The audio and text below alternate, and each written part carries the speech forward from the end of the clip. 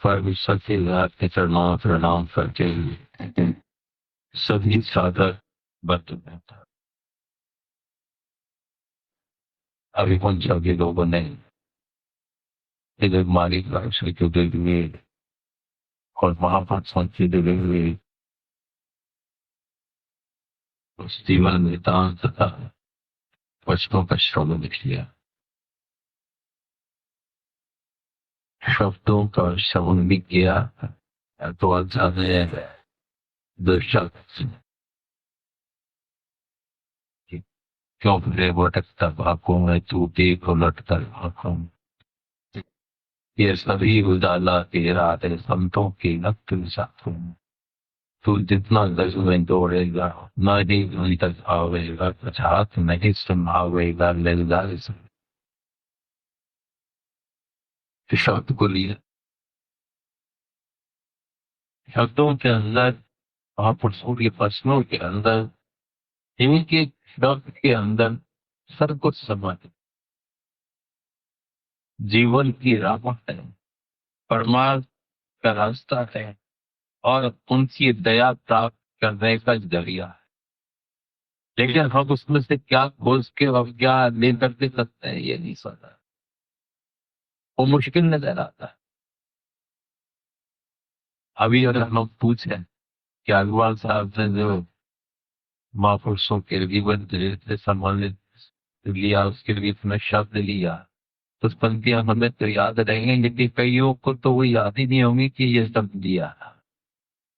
ये स्थिति है क्योंकि एकाग्रता की कमी रहती है। मन कहीं रहता है, तन कहीं रहता है, तो वो कैसे सुनाई देगा, कैसे हम जाए। और वही हमारी भजनों की स्थिति हो जाती है। हम निरंतर भजन देते हैं और ईश्वर की महिमा से जुड़े होते हैं, प्रार्थना से जुड़े होते हैं, लेते हैं, लेकिन अपनी आराधना वहां तक उनके चरणों तक पहुंचाने का प्रयत्न नहीं है क्योंकि वो बिना एकाग्रता के, बिना भाव के सफल नहीं हो पाता। लेकिन पृथ्वी का है करत करत अभ्यास के जड़मत होत सदा, रस्सी आवत जात सिल पर पड़त निशान। कैसे भी लगे, अगर हम लगे रहेंगे तो एक ना एक दिन दो जरूर सुनेगा, पर लगे तो बने।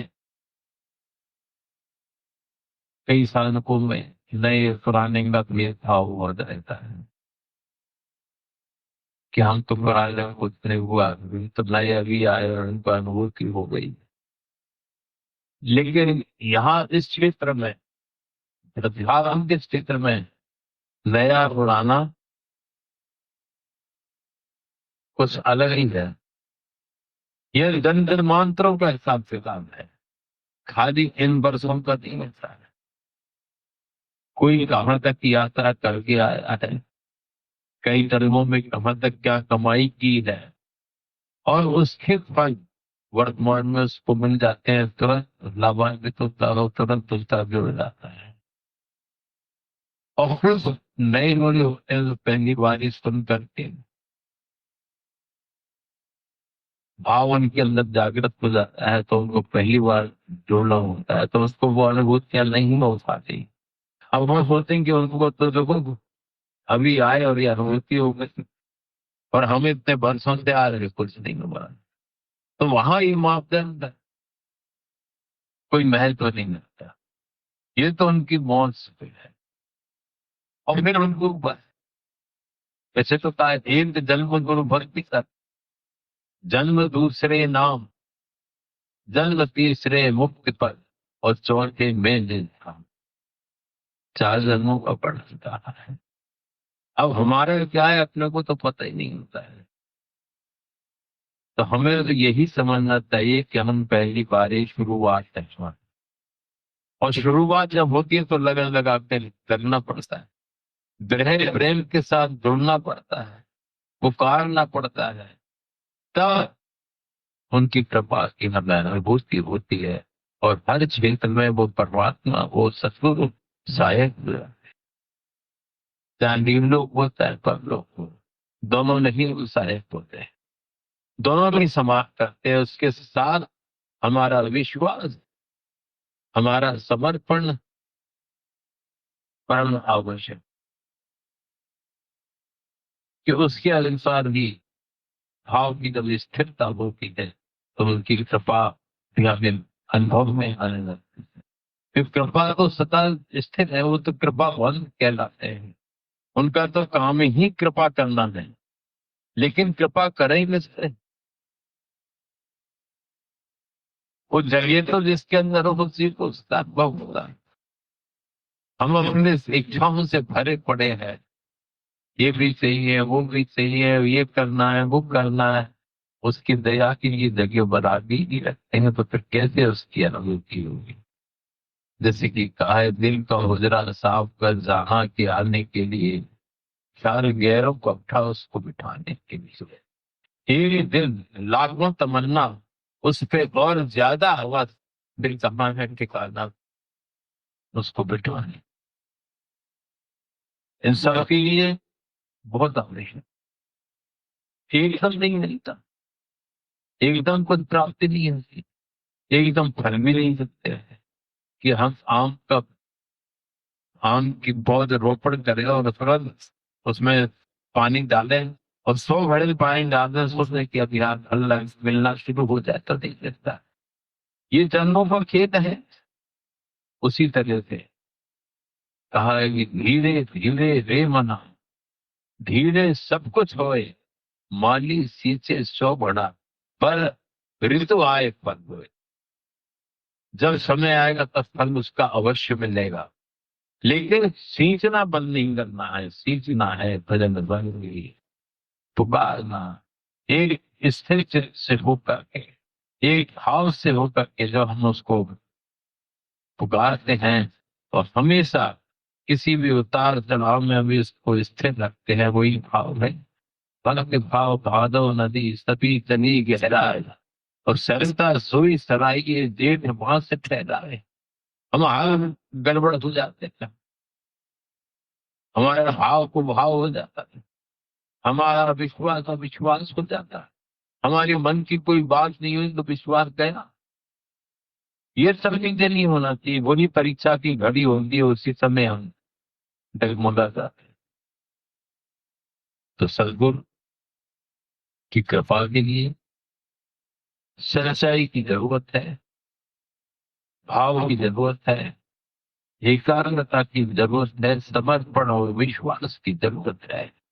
ये सब एक दूसरे के पूरक हैं, जब वो सब इकट्ठे हो जाते हैं तो हमारा काम बनना शुरू हो जाता है। साधन के अंतर्गत, क्योंकि अपने अंगी दोनों साधना है, राजन स्वामी मत की साधना भी और शक्तिपात सहदेव की साधना भी, महादेव की साधना भी। जैसा पात्र होता है उसको वैसा लाभ मिलना शुरू हो जाता है।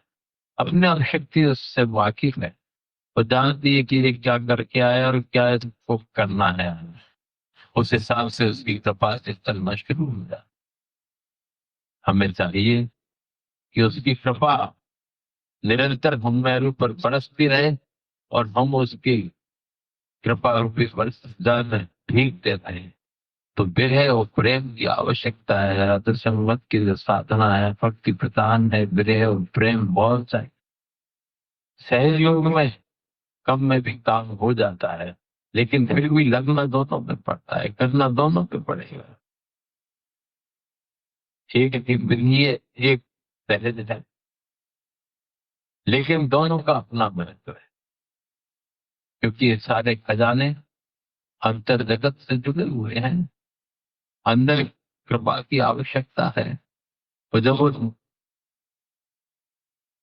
रास्ता खुलता है तो हमें सहज सहज जो हमारी स्थिति पाक होती, पवित्र होती जाती है, तो अपने आप रास्ता साफ होता जाता है और हम आगे बढ़ते जाते हैं। और फिर सैर करते हैं, खसखस के दाने के भीतर शहद खुदा का बसता है, और सैर करे दाने के भीतर कोई मुर्शिद अलमस्ता, फिर वो मस्त होने लगता है। लेकिन वो ताकि वो भी स्थिति हमारी बने कि हम चलें, छोड़ बैठते हैं। किसी ने कुछ दिन दाव किया, अरे कुछ कोई ध्यान में बैठे कि ध्यान लगता ही नहीं है। ध्यान तो चारों तरफ बिखरा हुआ कैसे लगे, चारों तरफ भी सब चीज तो अंदर भरी हुई है, कैसे हो। तो खाली करना पड़ता है और एकाग्रचित्त होकर कर लक्ष्य बना करके जब लगते हैं तब हमें उसका लाभ मिलता है। तो आओ, समय भी ऐसा है कि सबको लग जाना चाहिए। दुनिया की कितनी दौलत, राजा महाराजा हो गए, लंका सोने की थी, सब कहीं नामो निशान नहीं। ऋषि इतने हो गए, ऐसे ऐसे ऋषि हो गए कि समुद्र के नीचे राक्षस का वास था, तो उसको नष्ट करने के लिए उन्होंने पूरे समुद्र को 3 चुल्लू में पी गए। और शायद ये अगस्त ऋषि का है। अपन क्या है, अपन 1-2 गिलास पियेंगे तो उसमें ही पेट पड़ जाएगा, फिर किया नहीं जाएगा। और वहां तो समुद्र भी खाली रहे तो भी कपड़े नहीं, और फिर छोड़ भी दिया, उसका विनाश हो गया। के बाद ऐसा स्थिति बन गई।